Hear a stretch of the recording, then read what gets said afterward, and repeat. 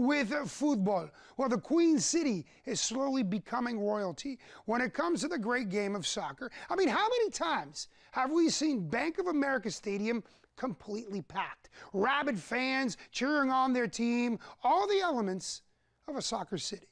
But how did we get here? Well, let us show you by taking you back in time. Soccer. Football. A global game that has found a home in the Carolinas. On that right side, tossed into Valverde!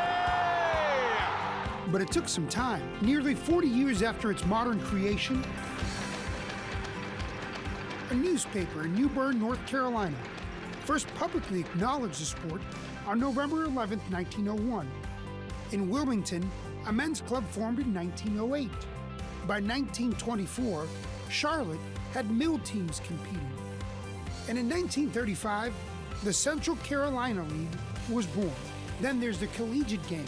While it wouldn't really take off at the college level until after World War II, Duke University first created a team in 1935. 2 years later, they played Davidson College at American Legion Memorial Stadium.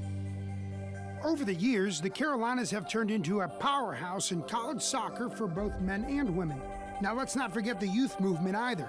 Winston-Salem won the first North Carolina high school men's state championship in 1927.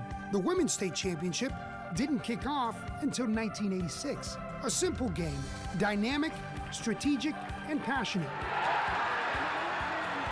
Born more than 150 years ago, now taking off in the Queen City and transforming it into a global soccer destination, with much more still to come.